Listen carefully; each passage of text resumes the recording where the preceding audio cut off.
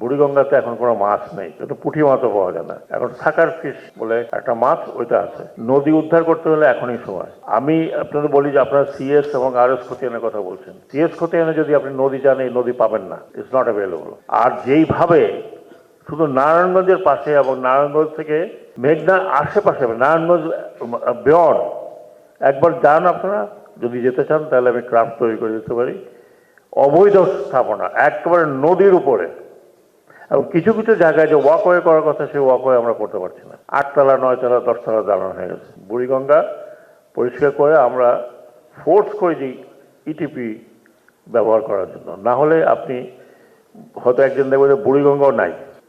আরেকটি বড় সমস্যা হচ্ছে, যেটা আমি নিজের চোখে নিজে না দেখলে বিশ্বাস করতাম না, এটা হচ্ছে বালু উত্তোলন।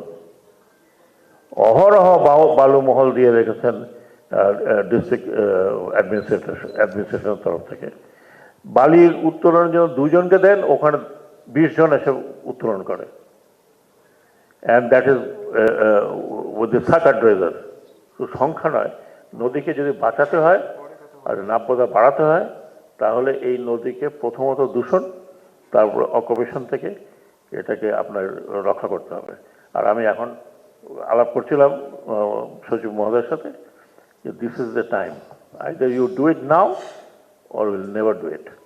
কারণ আমরা অতীতেও দেখেছি, যখনই অন্য ধরনের সরকার আসবে, তখন স্বার্থের প্রশ্ন আসবে, তখন নদী যাওয়া আছে তার অর্ধেক দেখবেন যে কমে গিয়ে ওখানে বিল্ডিং উঠছে।